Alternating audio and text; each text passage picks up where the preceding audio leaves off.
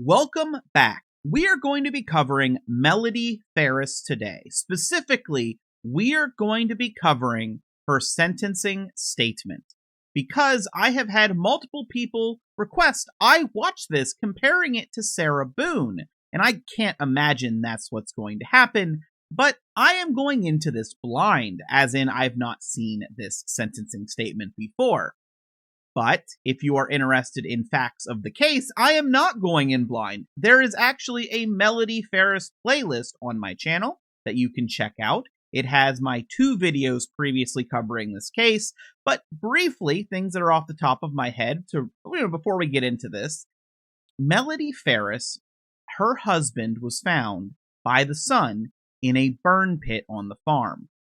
Immediately, some thought it might be an accidental death, maybe a medical episode, maybe he fell into it. A bullet was found on the body, but I don't know if they, at the time I was researching it, I don't believe they ever proved that it was shot, but the bullet was in the body. It was burned, so there's not as much physical evidence.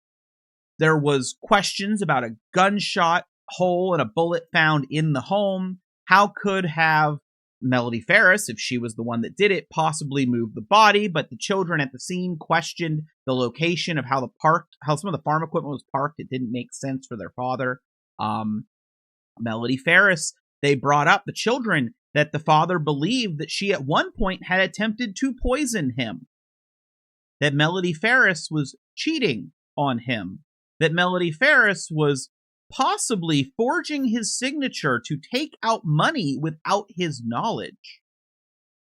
After the death, Melody Farris was also trying to get access to as much money as possible. It got to the point that part of it went through the court system. Now, Melody Farris, when she got arrested and went to trial, one of the things that stuck out to me, honestly, the main thing that sticks out to me from the trial that I saw, was her son on the stand, and he had brought his daughter, so Melody Farris's granddaughter, over at the request of Melody Farris during the time frame that the body was in the burn pit. And just how depraved that is, because she was found guilty. She was convicted of malice murder, felony murder, aggravated assault, concealing the death of another, and making a false statement. Melody Farris knowingly had her grandchild brought over, knowing the grandfather was in a burn pit. That's disgusting. Now, the defense of Melody Farris seemed to be focusing on possibly that the son that was living there did it. And I do want to be clear, there is some issues I had with the police investigation. I believe I mentioned it in my videos. There was a lack of, it wasn't luminol, but what they used in relation to it, they completely ran out. They didn't actually search every nook and cranny like I wish they would have. And to me, I wouldn't say, it led some doubts to me, but the jury, as I said, convicted. And I didn't get to fully watch the trial, so I'm sure there was a lot more evidence that I didn't get to personally watch. Now, with all that said, I know that's not the best description of the case, and it's been a while since I've looked into the case, but as I said, there are previous videos, and I just wanted to talk about what's on my head, because I am going into this blind, and if you have not seen this, we are going to be taking this journey together to what did Melody Farris have to say. Do you have a statement? I do. Right. I've written this so that I can get through the words. Okay. She is already doing better than Sarah Boone. If you have not listened to my Sarah Boone sentencing video, if you have not seen Sarah Boone, I recommend you watch it. She's already doing better than Sarah Boone. Sarah Boone had a smirk in contempt. She looks like she has sorrow. On July the 5th, 2018, 6 years. 5 months ago today began the worst I hope this is loud enough. I'm sorry if it's too quiet. nightmare that I could have ever imagined. Not only my world, but my family's world was absolutely destroyed at the hands of one person. Okay. So her family's world was destroyed by one person. Remember, she is the one convicted. I've had 6+ years of being told not to talk. Don't say that. Take legal advice. I could walk out of this courtroom today. So that is the son. So they're getting her, it sounds like they're getting her to fix the mic. She's doing a Sarah Boone now. She's claiming she's been silenced. And drop over dead. I want to make sure that my children, my grandchildren, and Gary's family, and to be honest, at this point in time, the entire world who has viewed this. This is sounding very Sarah Boone now. I'm starting to feel Sarah Boone. I have waited for years to make this statement to everyone. I want the world to know who did this. I have always heard that the courtroom is the last place you're going to get the truth. And has that ever been proven to be the truth in this case? Is that a saying? Not only did I not do this, I know who did. I know Scott killed his father. I'm pretty sure that's Scott. She has just stated that her son killed his father that she was just found guilty for. He took my husband, the father of Chris, Emily, and Amanda. He took Big Daddy from my grandchildren, Ella, Addison, Olivia, Jax, and James. 3 of them who never got to know Gary. So, I'm going to be honest, Sarah Boone caught me off guard. I thought if Sarah Boone was going to pull something like she did, it would be blaming Brian Boone, like maybe that George was actually breathing and Brian somehow did something. But she's literally going, final moment, she knows she's going to be sentenced, right? This can't help her. Just like with Sarah Boone, this can't help her. She's using her last moment to vindictively blame her son. Scott, this is unforgivable.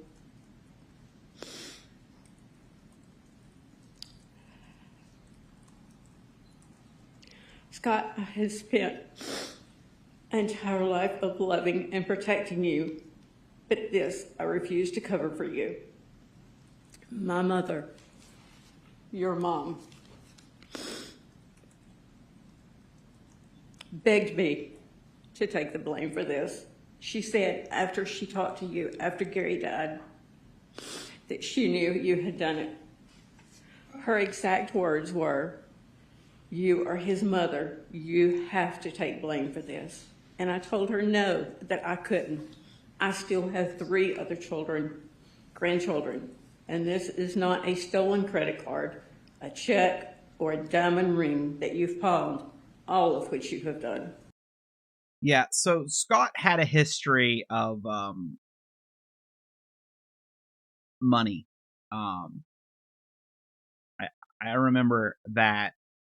I don't remember how much of it was proven. I believe it wasn't even like denied. But the thing that you have to realize is Melody Farris had access to as much money as she could get a hold of. There was a life insurance policy or policies that I don't believe the husband was aware of as well. He found out later down the line after she thought she was poisoning him, if I'm remembering right.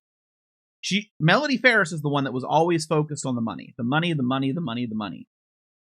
And the son, Scott, I believe he's the one that was living on the property and was like helping with the farm aspect of it, but also was getting money from them. Partly due to that, you can argue that maybe he should be more independent, whatever.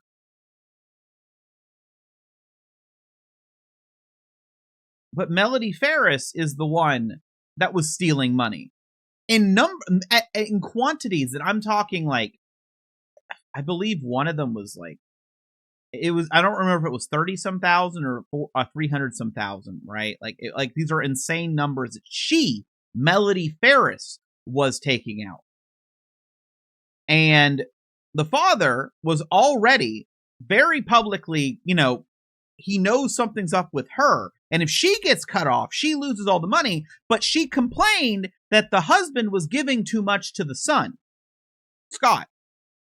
The one that would be without money in the event of his death would be Scott, not Melody.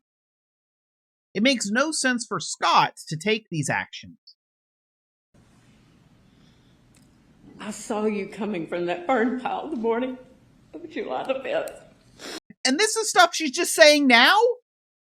Really? Reminds me of the Sarah Boone, how Sarah Boone suddenly had all these new claims, right?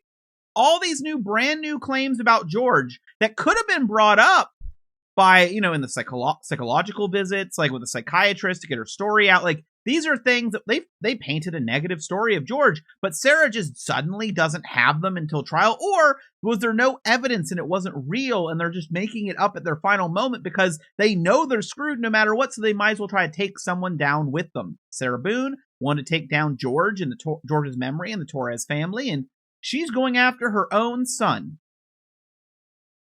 Oh, I just cut back. To set me up.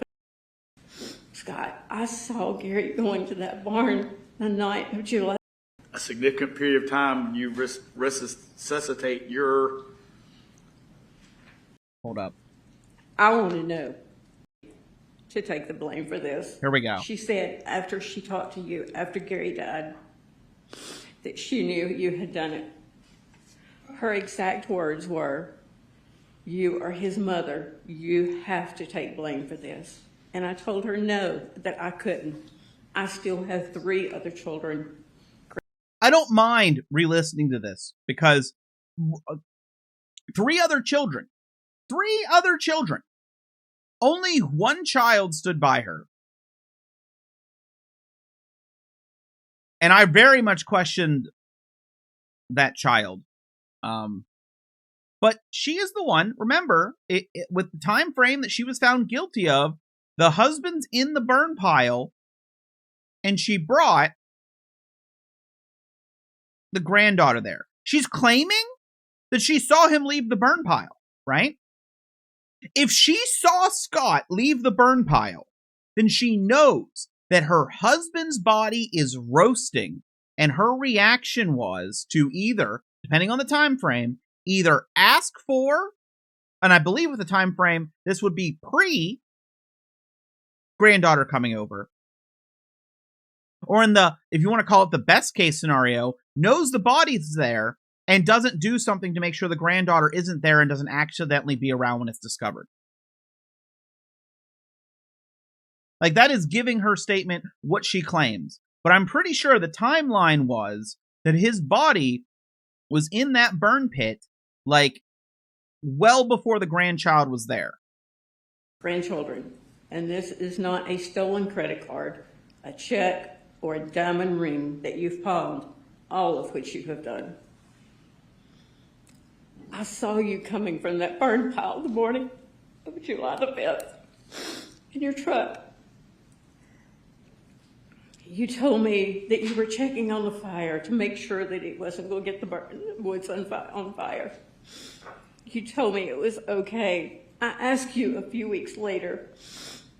Okay, so she's saying she didn't, she's saying she realized later he must have done it. Why you were at that burn pile in your truck. And you told me that your dad had told you to clean up the extra wood that was by the barn. I told Hayes that I had seen Scott that morning coming from the burn pile. Now, you know what? This, I believe her. This part, I believe her. Fully believe, from what I've seen with this woman so far and before, I fully believe this woman has tried for a while to pin this on him. Because I believe her law team tried to use that as reasonable doubt, if I'm remembering right, a little bit. But they weren't willing to go as far in as she wanted for her defense. So, Hayes, where is that recording? I want to know. You told me there was multiple recorders. You did, but you sat here in this courtroom and you told this court that you didn't tell anybody about recorders, but you did. Where is that recording in the interview? You, Scott, immediately started saying that there was a gun missing, a gun that nobody knew about. You never mentioned before. I asked you more days than not where your dad was, and this was the first time you ever had that response. There's a gun missing. You should have you did start immediately spinning your story when you found. Speaking of guns, this household, according to the sons, I believe it was, in the family, had guns throughout. Like, it wasn't like a rare amount of guns, if that makes sense. Like, there's a lot of them. Like, he had a TV repair guy there, opened a drawer, and there was a loaded gun. Right? Like, it wasn't like guns were secretly, it's not like a family that doesn't keep guns around. Let's put it that way. Out that Addison and Cameron were there the night before. You got so angry. Now I know why. When I went to feed the baby goat the morning Hold on. that. Your Honor, I'm going to object at this point. It's all about. This is what people wanted with Sarah Boone, right? People ask, why is the judge letting her do this? And I'll be honest, I'll tell you why I think this is different than the Sarah Boone trial. Sarah Boone got to belt it out. People that were in the room said that the Torres family left. They left the room when Sarah Boone started her nonsense. And I think the judge, if the family had stayed, I think if there was an objection, I think Judge Kranick might have stopped Sarah.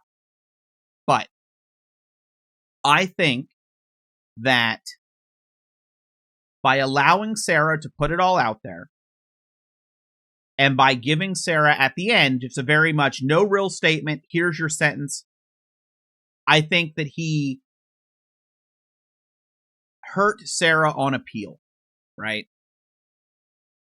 And I think maybe Sarah's plan was hoping she wouldn't get to say so much and would again say, it hurt my sentencing, and just have another argument for her appeal. And I think that, like, I kind of didn't like the fact that she got to just keep going, parading the family to the public, to the world. Because remember, the world's watching. Sarah knew it, and this woman knew it too. And I kind of didn't like that, but really thinking about it over time, it makes sense. The family wasn't there, and with all the appeal issues, Sarah's going to do. Here, the judge might stop her. I don't know. Facts of the case, you, in fact, misstated. Her statement needs to not be about facts. Right. Well, Ms. Ferris, really not supposed to go into the evidence of this phase of the case. And what I typically do is, if the defendant wants to go into the facts of the case, I'm going to allow the state to cross-examine or ask questions, which I don't really anticipate you want to do. I would just ask to But close, Judge. your statements needs to be constrained to the punishment, and if there's things you want to talk about in relation to that and how I should sentence you, I don't have a problem if you want to continue to profess your innocence, but we're not going to go on for a significant period of time. You resuscitate your view of the case and your opinion as to what the evidence is without your prior testimony. And I kind of wonder if Sarah Boone's unedited statement maybe went more into the actual facts of the case, and that is the part that she wasn't allowed to say. maybe that is what Owens convinced her to not say as much. Without the state. Look at how all the emotion's gone.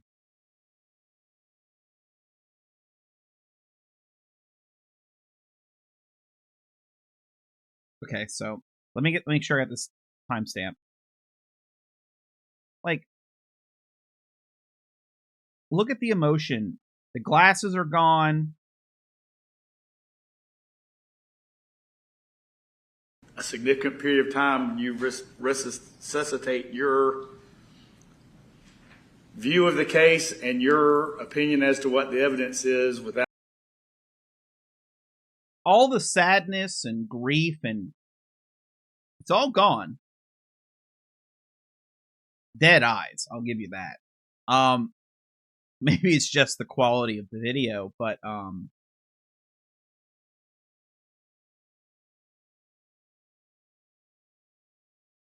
all I feel is from her is contempt, right? Like, she's angry at the judge. Like, she had a final act to play, her final retribution, and he's interrupting her story. The way she was trying to tear up and act to this is like, I don't. Your husband's dead. You've been convicted of his murder. The murderer is in the room and they are your son. You are crying. You are bawling your eyes out. And then the moment you get stopped, all that emotion is drained, and this is your reaction. without your prior testimony and without the state being able to cross-examine it. It's not proper. Honestly, reminds me of how Sarah Boone switched her emotions to whatever she needed at the time. So I'm going to ask you to restrain your remarks to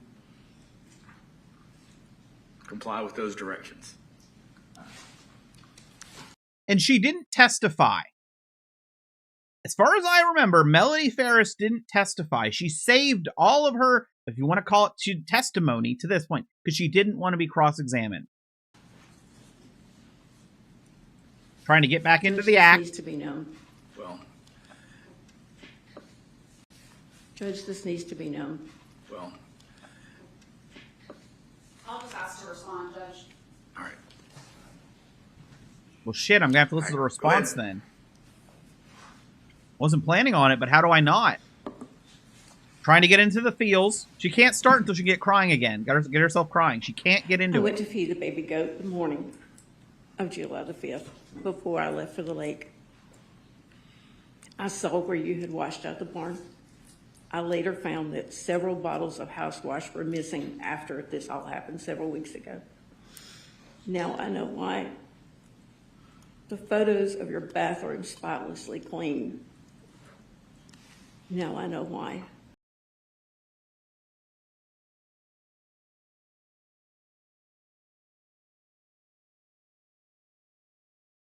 You might be thinking, if you didn't watch anything of this case, that he was killed in the barn. That is not the story as far as I am aware it was portrayed. The bullet with the blood and things was inside the house. There was no suggestion in the barn. So why is she saying barn? Well, the son lived above the barn. So the son cleaned his bathroom.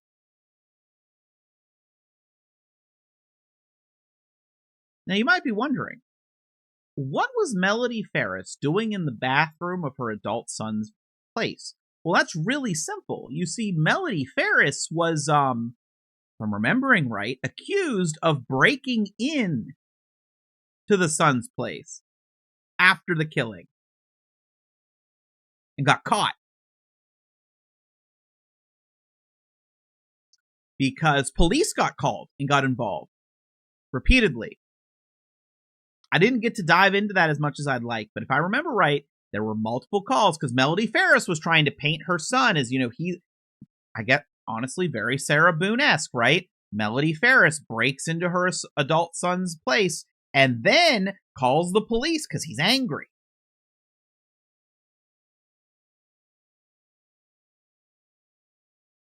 I'm getting the Sarah Boone comparisons. I really am. I literally, I'm going to be honest, right when it started, I thought she's got emotion. She's going to apologize. Maybe she's not going to admit her fault, but she's like, I can see why you'd misunderstand. And we've all lost someone. I've had loss. We've all had loss. Hopefully we can, God will forgive everyone. You know, I always bring in God. Well, a lot of times they bring in God, especially the guilty ones. The guilty ones love to bring in God.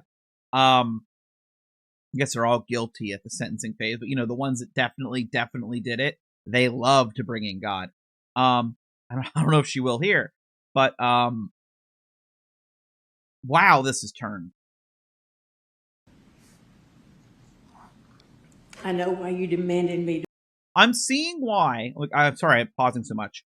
I'm seeing why they didn't want her to testify. It's like with Sarah Boone, right? As soon as Sarah Boone opened her mouth to those jurors, to move the tractor that you so were upset about it being in the place. Now I know why. I know why you demanded me to move the tractor that you so were upset about it being in the place. Now I know why. So if I'm remembering right, with the night of the killing, 2 of the sons questioned the tractor's placement because it's not placed how their dad would do it. So this is her trying to excuse that, I guess.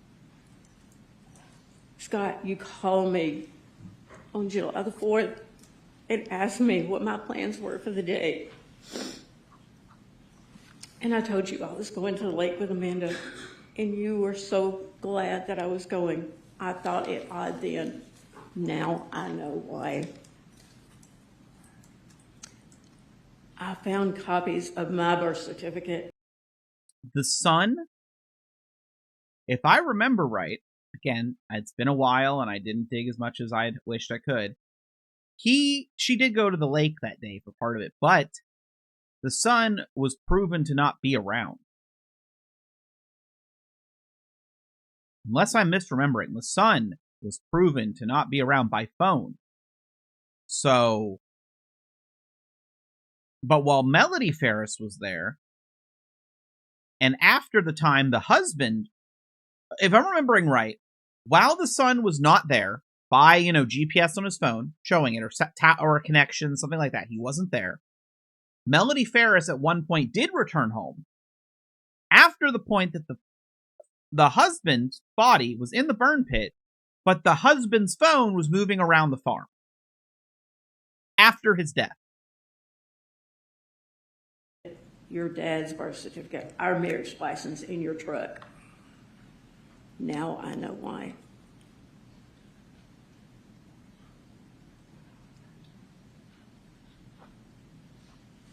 So, okay, number one. If he had those things for a nefarious purpose, why was this not brought up to the police? Or at the very least, let's say you don't want to accuse him of murder, but maybe you don't want him to have those documents. Number 2, there are legitimate reasons he could have those, right? Like, the father was having worries about what his wife was up to, and I don't know if anything came out in the trial of this, but there are, steps you could take to, try to have copies of things stored off-site for, a possible divorce scenario, or, maybe she'll try to delay things by just, maybe, maybe, this is a hypothetical, but, I'm thinking about reasons he could have it, right? Reasons she might not know he could have it even. Maybe the husband's going to start planning to really separate her from the finances, and he knows that she's the type to try to destroy documents, very Sarah Boone-esque. So he has a copy and has it given to the son just in case she accidentally destroys all of their documents to try to delay and still have access to accounts longer. Scott, I saw Gary going to that barn the night of July the 3rd, right after you got home.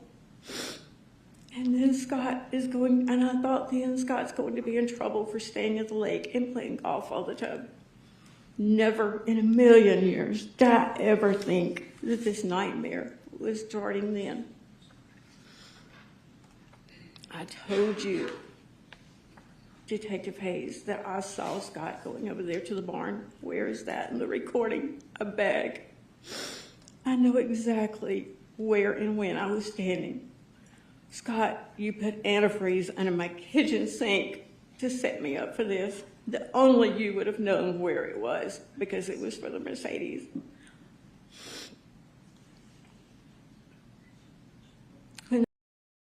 So she's claiming now, in just a short amount of time, that the police are. So she claimed earlier that someone else had edited a recording. Now the police are suddenly doing it. And also now I'm assuming antifreeze under the sink poisoning. She's now blaming the son for that too. When Amanda and I were putting that house back together, you sat in there and watched us like a hawk. Now I know why. Amanda's the daughter that was still on her side. So I'm assuming what she's saying here is the police ransacked the place and they're putting everything back. And now I know why you were watching us. Well, he already thought she murdered him, right? Like, if you think that she's the murderer, you were going to watch her like a goddamn hawk. Because what if she comes across a piece of evidence the police missed? You know she's going to look real guilty or she's going to do something real weird, and you want to catch that and you want to have it. Makes perfect sense. You became so angry when the fire investigator came in July, weeks after this nightmare started. Now I know why you were so angry. Scott, you failed your polygraph test. You recorded meetings of... Polygraphs are not admissible in court for a reason. Like, just saying, like... And also, is she even telling the truth? Because she can just lie. Just like Sarah Boone would make claims about George. We don't know, right? At the attorney's office and turn them over to the DA's office. We hired Manny to help us. Emily is the one who used her daddy's credit card to pay for that attorney. Scott, you got so angry that your sister Amanda was getting my personal clothes and my personal things to the point that Cherokee County had to be called. That is not the actions of the same person. Again, they were called by both sides because she kept doing things that the son found shady and she kept calling. But as we know from Sarah Boone's case, I'm getting those comparisons. Just because one side was called, the police were called, doesn't mean that that side's the one that was innocent. Scott's anger issues have all been a huge issue. When he was in kindergarten and elementary school, Chris would... I'm objecting. At this point, she's dragging Scott through the mud. Hold up. He was in kindergarten and elementary school. Sarah Boone! I got straight A's in high school. This woman, in kindergarten, my son. Chris would... I'm objecting. At this point, she's dragging Scott through the mud and his character. This is not proper. Ms. Farris? See, again, as I said with Sarah Boone, not only is she dragging Scott, and he's here. I don't know if you could hear that well. I don't know how well this will pick up from, because the audio's low for that person. And he's here. So there is a theoretical world where I don't know what the judge is going to do, but if the judge stops her, he might have let her keep going if Scott wasn't in the room. But he's in the room. And not only is he in the room, just like in the Sarah Boone case, if the Torres family had been there, I mean, it's you can like it or hate it or be interested to see it but not think it should have been shown. That's up to you. People you might be, this is going to probably premiere, so probably people in the chat, you might be like, I can't believe they're showing the son's reaction, right? That's what the media is going to do, right? The media is going to show it. Man, I wonder if Sarah was hoping for an outburst, and I wonder if this woman is too. She's even turned back to look at him, and look at her. I'm literally just now looking at her. Look at the pause frame. She just had all that emotion. It's gone. Let's watch it drain again. Let's watch it drain. I'm objecting. At this point, she's dragging Scott. Sad, sad, sad, sad, sad. This is not. It's gone. All right, Ms. Ferris, I'm going to cut you off if you keep just wanting to resuscitate facts that aren't before the court.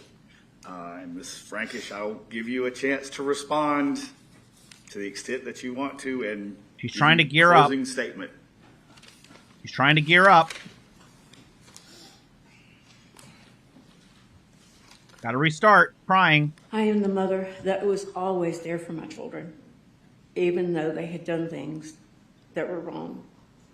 Chris, who took care of your girls and loved them if they were my own, who came and got them off the street when you were acting an absolute fool because they were scared to death, who drove down to Buckhead and got your children. So now she's going to guilt trip every single one of her children. Probably except Amanda.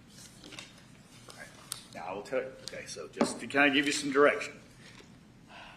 Things that are appropriate, you helping take care of your family, raise your family, those kind of things, what you've done throughout your life, and asking the court to exert some sort of mercy on you, things of that nature are appropriate. So you can talk about those kind of things, but let's don't go into the individual facts or things that haven't been previously presented to the court. Okay? All right, go ahead. I love Ella and Addison more than life itself. And it was their life or mine, it would be mine in a heartbeat. Emily, who helped you move to and from an apartment and a house in 19-degree weather, even though I knew that you were trying to keep it from me. I was always there for you. I came back to you in Thompson Station after your husband was arrested to care for you and Olivia. Okay, so I'm trying to remember here. I believe this is the daughter. Who her husband, it was like a white collar financial crime. I might be wrong. It was something minor. But because he had that, I don't believe it was, I think it might have been a felony, but like it it's not like a violent crime is what I'm saying. Because of that crime, he could not be on the house, right? So the father had I don't know if he co-signed or whatever for the house, and I believe he gave some money to like help with the down payment, and the daughter had a plan to pay back that. I hope I'm remembering this right. Had money to pay back over like months. It's a lump sum, so you're gonna pay it back slowly to your dad. And after his death, Melody Farris showed up and tried to take all of it. She wanted all the money immediately. Also, because the dad's name was on the house when he died, they needed to provide evidence that he was dead. Not a death certificate, just provide evidence that he's dead to, the creditors, right? What happened was, if I'm remembering this right, again, it's been a while, they got a hold of the document and Melody Farris found out about it and had someone drive her over to her daughter's place, and she just walked in. I don't think she knocked, if I'm remembering right, and demanded to get this document. So, like, she thought it was a death certificate with, like, cause of death, and she did not want the daughter to have a death certificate no matter what. And then she eventually got kicked out of the house, and it wasn't a death certificate. It was just, like, saying he died. So she could, she has to do it for financial reasons. So that's this daughter, I'm pretty sure. I am so sorry that your children will never know their big daddy. Amanda and Chad, words cannot express my gratitude for everything that you've done for me. And there's Amanda. Thank you so very much. And I was fortunate enough to get to care for James every day since he was 3 weeks old. He is my pride and joy. Love for that little boy is unbelievable. I spent 18 plus months in the Cherokee County Jail over something that I did not do. The last thing, I thought that was the last thing I could do to Gary, for him, to get justice for him.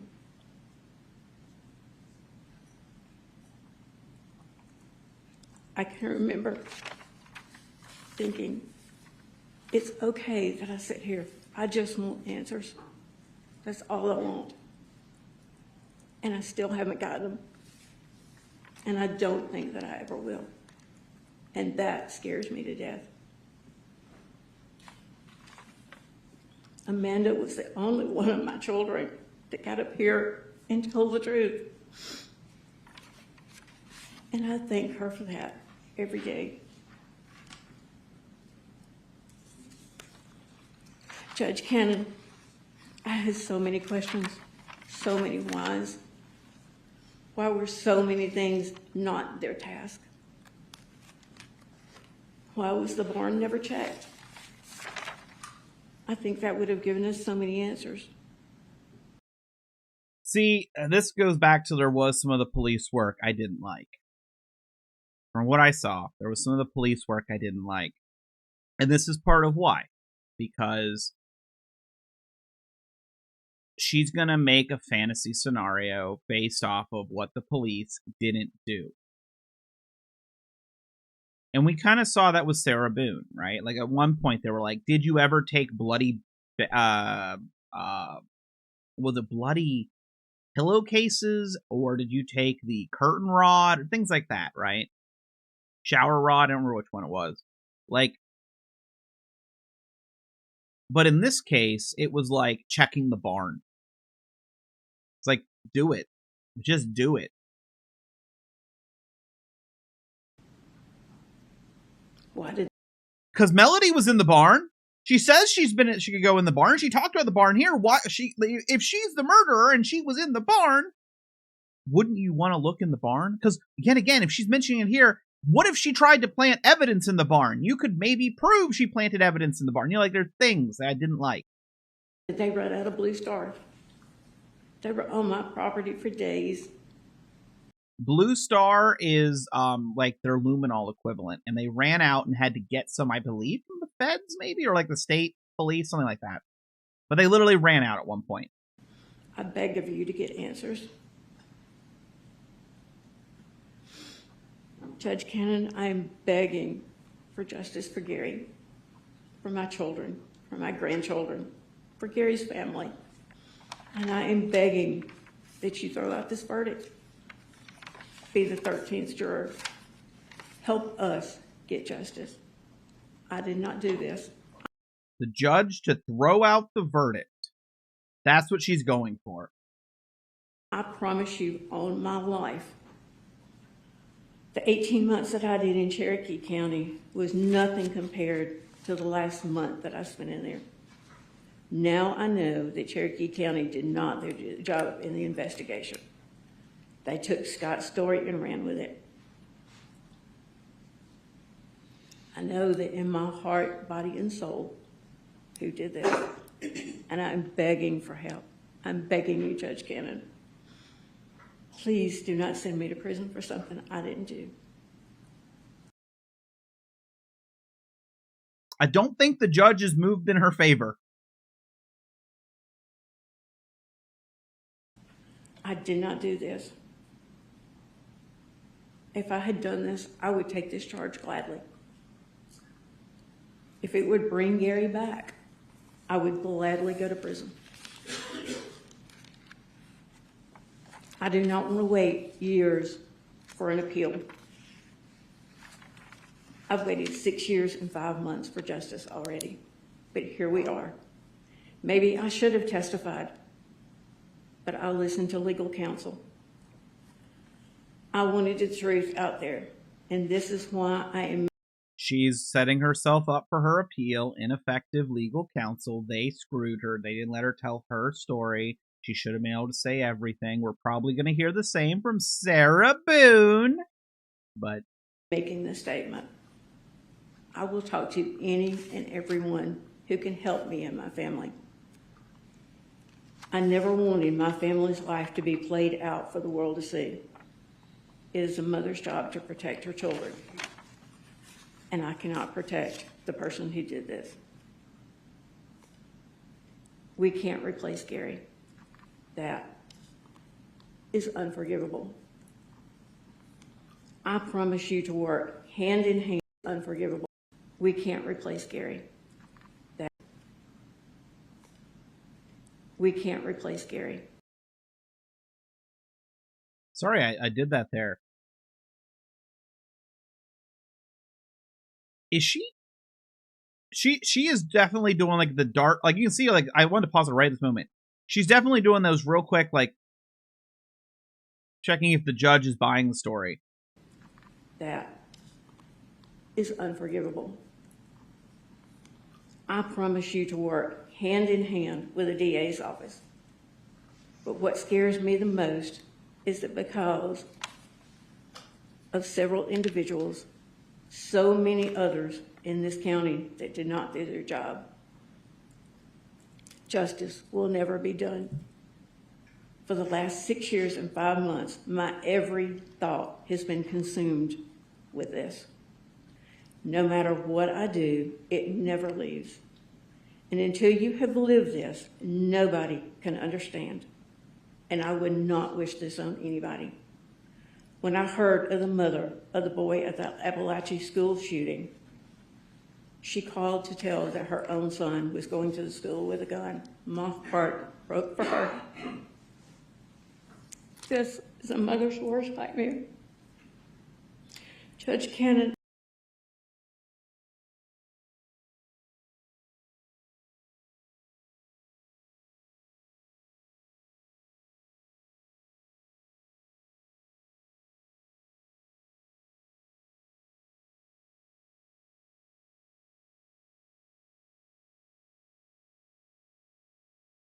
She compared her own son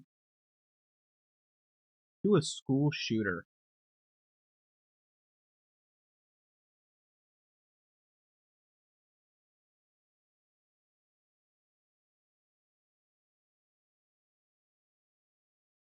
I beg of you for help. As one parent to another, help me get justice for Gary and my family. Invoke the judge's kids. A mother, or at least not this mother, does not blame her child unless she knows he did it. Not thinks, knows. And I would never sit here and let the attorneys lay blame to him if I didn't know. You have no idea how heart-wrenching, gut-wrenching this is. John Luke says that I'm the most stoic person that he's ever met. My response was, you never know how strong you are until that's your only choice.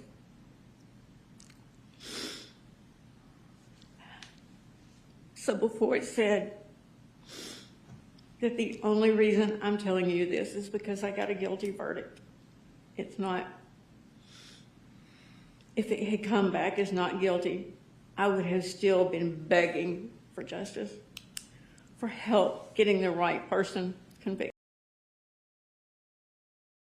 I guarantee if it came back not guilty, she'd be begging for the son that she wanted to blame to take it and get him blamed and get him charged, because she would want to be able to pin it on him because she knows the public was watching and the public did not buy her story.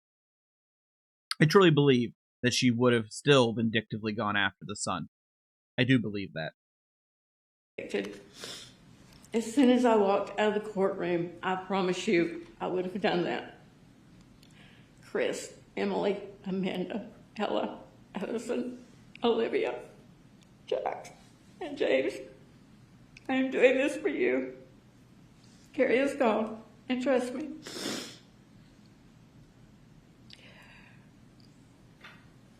When I say that he is in a better place, because this has been the worst nightmare. It's been hell on earth.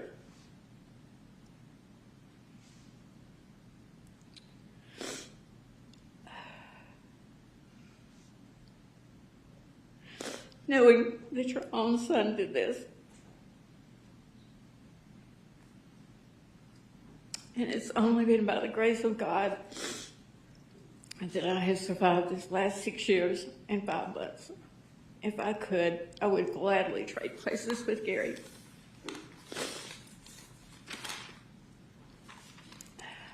Judge Cannon, I am begging you for help. Please do this for Gary and my family. I have missed years with the people that I love dearly. Help me restore my family. Be the person in Cherokee County that it is their task. If the judge somehow reversed the decision, right? And she got to walk free. She didn't get her family back. Now, maybe Amanda, not sure how she's feeling about it these days. Maybe Amanda, but she doesn't get her family back. They're not going to buy it. And I wonder if she believes that they would. Sounds very Sarah Boone. I can't. The comparisons were correct. I do not want years.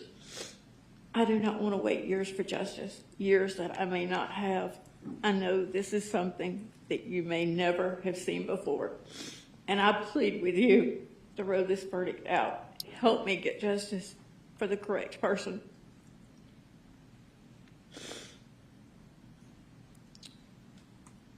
As bad as it sounds, I want to be there to watch him chained and shackled and brought to justice. I plead with you. What? Yes, you vindictive fucking bitch. Like, what? This is the... When I was watching the Sarah Boone, because I think at one point I said, this is the real Sarah Boone, right? This is the real Melody Farris. I want to see my son chained and shackled.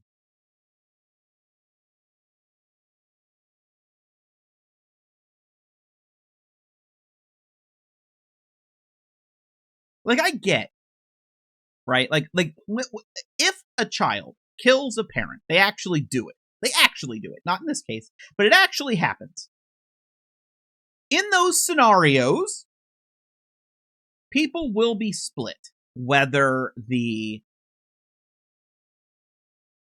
should the allegiances lie? Or if the child is a murderer in general, where should the allegiances lie? Should they, even if they know their child is guilty, should they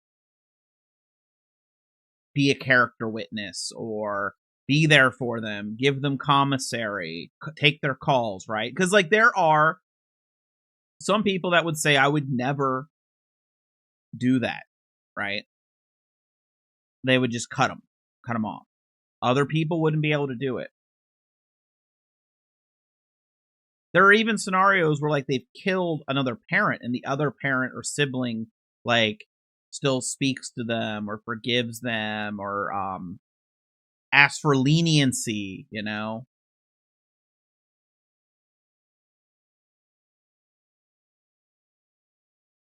But this is, like, the type of statement you expect after, without a reasonable doubt, beyond a reasonable doubt, they've been found guilty.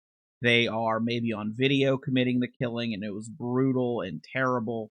This is the type of statement you might hear from a mother in that case, right? Like, they need to be shackled, needs to be chained. But she's the one that's guilty. The evidence exonerates him. So she's wanting him in chains because she believes that is her path to redemption, right? If only they did that, suddenly people would see it her way. Just the way she says that. As bad as it sounds, I want to be there to watch him chained and shackled and brought to justice. I plead with you. This is something that I will never recover from. I don't know that my family will ever recover from. Please help me. I'm begging you to restore my faith in the judicial system. I'm begging you, not for me, but for Gary and my children and my grandchildren.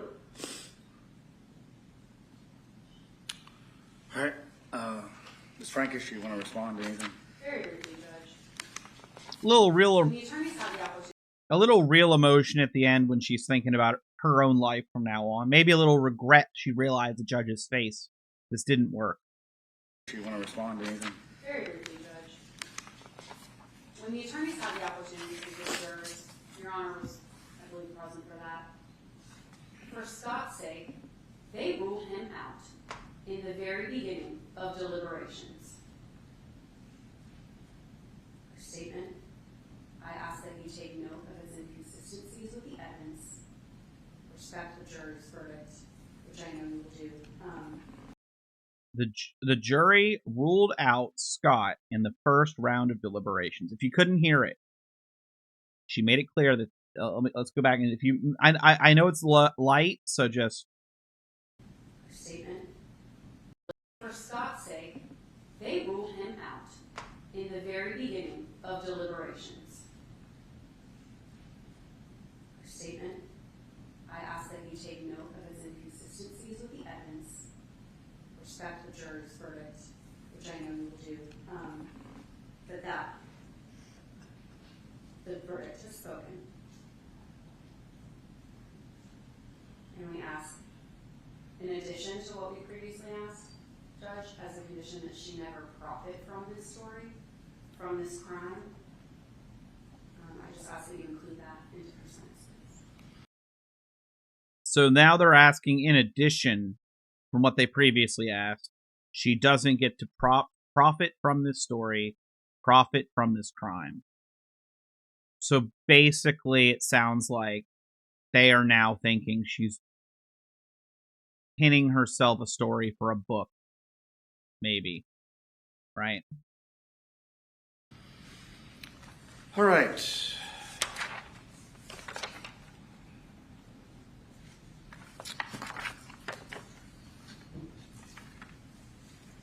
I was just going to listen to her sentencing. That was my plan. Then I was going to read the verdict because I know the verdict. But I feel like now I have to hear the judge. She said so much. Is the judge is going to give the verdict and pass on like Kranick, or is he going to have some words? I hope he has some words, because she had some words, you know? All right. As we've indicated, jury have returned a verdict of guilty to all counts. Count 1, the malice murder, being the primary charge. Count 2 would be vacated as a matter of law based upon the conviction in count 1. Count 3, aggravated assault, would merge into the malice murder.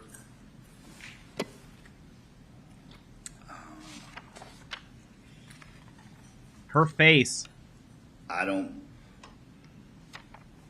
without going into a lot of detail or my thoughts on it, jury's made a determination that Ms. Ferris was responsible for her husband's death, and she was found guilty of all charges.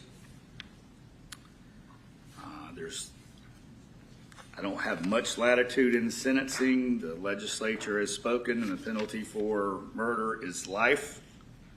The only determination I have is whether it would be with parole or without parole. I don't believe this is a case that justifies a life without parole sentence, so I'm going to sentence to life with parole, or life with the possibility of parole. I don't have any control over parole. That's up to the parole board. Under the current guidelines and sentencing structure with them, a life sentence is a minimum 30 years before you would be considered for parole at this point. I recognize that that is likely a life sentence for you, but you'll have the hope and possibility of parole. As to count 4, which has a maximum of 10 years, I'm not, as I said, I wasn't going to sentence life without parole. However, I do feel like there's some additional consideration that needs to be taken as to count 4, the concealing the death of another. Presumably, the point of that was, so you were found guilty of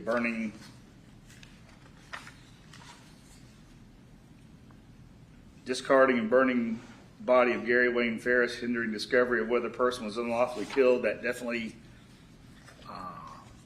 hindered the investigation and shows additional level of criminal intent. I'm going to sentence to 5 years consecutive on the life sentence as to count 4, concealing the death of another. The false statements, that being the lying to law enforcement about the relationship with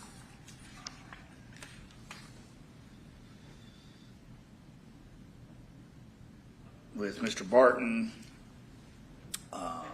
I believe if law enforcement didn't know about it at the time, they knew about it shortly thereafter. It was well known. Didn't take a lot of effort to make that determination. I don't really find that that's anything additional that needs additional punishment. So I'll run the 5 years concurrent as to count 5. So that will be a life plus 5 with the possibility of parole. And that'll be the sentence. Count 5 would be concurrent with count 4. Count 5 would be concurrent with count 4 and the other counts. She'd be eligible for the credit for the time that she served in the Cherokee County Jail, subject to the jailer's affidavit from the sheriff's office. To the extent that that gives her credit for her sentence, she would receive that.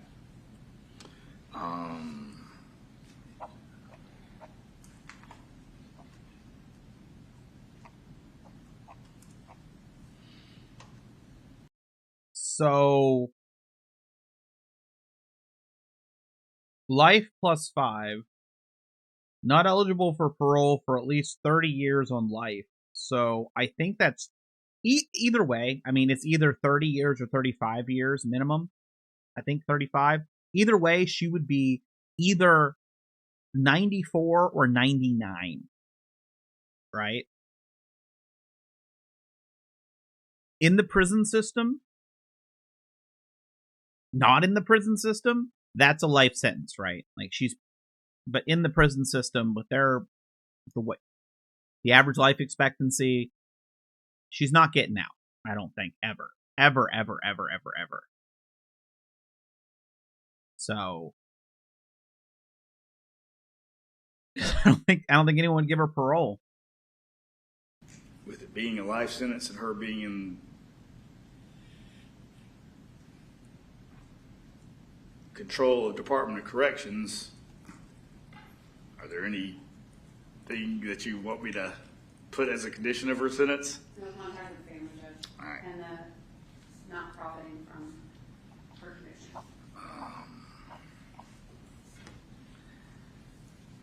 I will provision that she's not to have she may not have direct communication with, well, I mean, she may have some of the family that wants to reach out to her. So what I would say is she's not to have any contact with family members. I don't know who they would even notify other than the prison. So any members of the family that want to have contact with you may contact you. They'll need to reach out to the warden's office first and let them know that they want to allow you to have contact with them, so you can call out to whoever has given approval to the warden. As far as the other provision, I'm not going to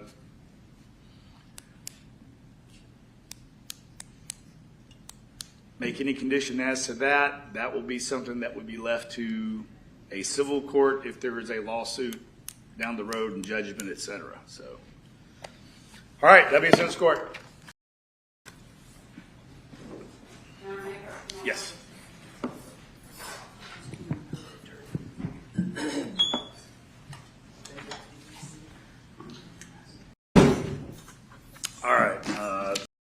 All right. So, no contact with family members unless they want to contact her. Makes sense. Amanda's probably going to want to contact her. Maybe the grandkids, eventually they'll want to contact their grandma, Maybe the others will forgive them. I don't think.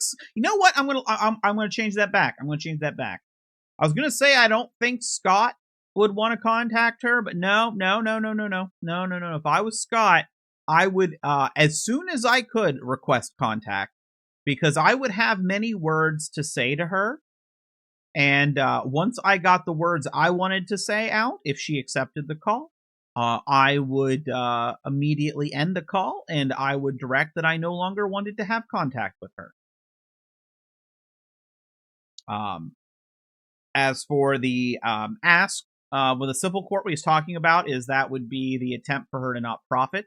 This is something that people have talked about with Sarah Boone, where she wouldn't be able to profit, but has the Son of Sam laws in Florida, but those are possibly, there's something that gets challenged sometimes, but then the families in the civil court could possibly go after her for money as well.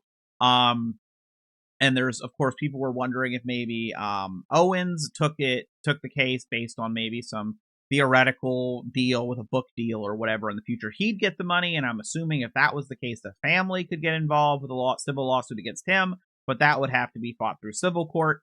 And basically, the judge decided to just say that's a civil matter. I'm assuming since the prosecution asked that he had the ability to actually not do it. Maybe it could be that it was actually a consideration for the actual family. There's a scenario where at some point the family decides that they're not going to let her profit, but at some point, if she can't profit, she won't write a book, right? If she can profit and then get sued, the family could then take the money from that book, right? Or take rights of the book and publish it themselves. So maybe the judge did it kind of in a consideration for the family in a way that basically say, hey, if she basically leaves it open where they can get some money in the future, maybe they right now would want to have to dissuade her from writing the book. Now, again, as he said, civil, the family could probably take her to civil court right now, I would assume, if they really wanted to, but it gives them some more time to think about it. Because it's kind of like, I believe, OJ's book, right? It gives the family some options, is what I want to say. So, yeah, I went into this blind. A lot of Sarah Boone in her, right? I feel it.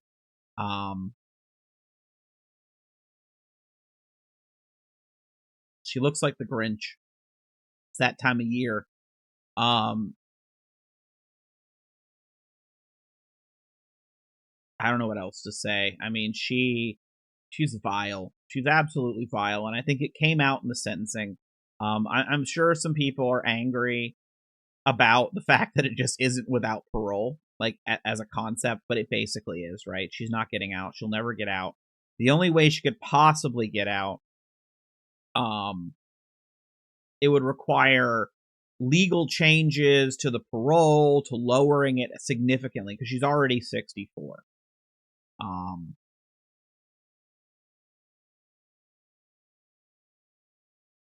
She didn't invoke God. That surprised me. Now I mentioned that there are some other, just a little channel update now to kind of end off the video. There are some more cases that I've got. I've just got like a list, right? I've just got a list of ideas of things to cover, that I have taken from comments and different cases I'm interested in, wanting to do like more deeper dives. I haven't been doing them for a very simple reason.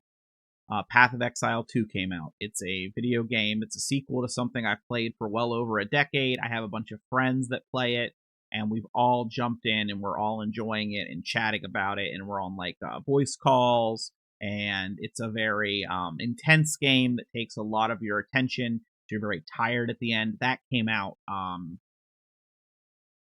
Thursday, Friday, something like that, and I've basically lived on it. This is actually me taking a break after getting stuck and needing some relaxation. So that's kind of taking some of my time right now. I did do another pass over with Sarah Boone.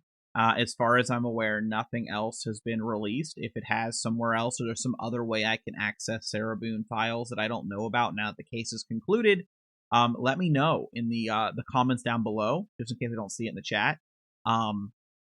But I am looking into other cases and stuff to follow. Still haven't got the heat fixed in the house, by the way. Just a side fact. Currently, the house is heated by me playing Path of Exile and a space heater. Until I get that fixed, it'll get fixed in the coming days. It should. Let me rephrase that. It should get fixed in the coming days. Basically, there's technically three main heating elements in the house. Two are broken. One is broken. Somehow I don't know how. One, I'm not sure if there's like a wiring issue or it's broken, and one works perfectly. So, but the one that works perfectly is connected to the one that I think has a wiring issue, so I don't want to turn that one on. So that's my scenario there. It should be dealt with. I might have to buy a heater. I might have to pay money to replace a heater. It's like a baseboards, so I don't know how much those run anymore. I might have to fork up the money for that somehow. Whatever. But yeah, that is that's another consideration. Is it's cold, and I don't want to sit and bundled up researching stuff if I can help it. Whereas I turn on Path of Exile and I'm not this room I'm in doesn't get any direct heat at all ever. So the rest of the house has to be really, really nice. Like, the house is warm, right? If I walk out of this room right now, it is so warm in this house. The room I'm in doesn't. I'd close the door for sound purposes, to minimize. It gets very chilly already, and if I don't have that radiant heat, it gets real chilly. So I haven't been I don't have a laptop or something, so I haven't been like doing. That would really help me researching. Maybe I'll pick up a Chromebook or something cheap. But that's why part of why I haven't been doing too much research into stuff is due to temperature and due to that game. So hopefully both issues get solved soon. Obviously, the game can only stay new for so long, and then my friends will start playing a little less, and I only play with them every few months, so I want to enjoy that while I can. And then once the heat's fixed, that's whatever. Let me see if I can. I don't. I was gonna see if I had my list here of it readily available, but I have a couple cases. One of them I remember right now involves like an OnlyFans model, and a couple other cases. And basically, anytime I hear of a case I'm interested in, I'm like saving it in like a document with like links and where I can easily go and research and access and all that. So that's kind of the plan right now. I am still doing videos though, but like their Path of Exile videos on the other channel. So I'm still making content. It's just that also drains me a little bit more. But yeah, this was something. I if you're wondering, I do still check daily on the Sarah Boone docket. I don't need to. It's a habit. The tab's open, and I'm like, I might as well check. What if there's a letter? She's got that in me. I have to think she's got at least one more letter in her, and I have to imagine we might not have a letter. I thought about this. We might not have a letter from Sarah Boone yet because she might have been writing it since the 2nd. There is a world where Sarah Boone has been working on her letter all this time. But yeah, thanks for watching. Thanks for following the channel. Again, if you didn't follow the Sarah Boone stuff at all, and you're trying, or you caught the end and you're wanting to catch up, I did release the Sarah Boone super cut. I don't know what you want to call it. It's 33 hours long of me covering the case, so that is out there as one solid video. If you don't want it's a solid video, I do have the playlist. It's all out there. Thank you, everyone. See you in the next video. Might be more true crime, but there's a lot of stuff otherwise too. We've got the CEO killer. I might look into him more once we get more information. Rudy Giuliani he's got all sorts of stuff going on where in like one case he's like looking at contempt, and then in another case he's declaring he can't find any lawyers that are willing to take him because he blames the judge. There's a lot. But we'll see. We'll see.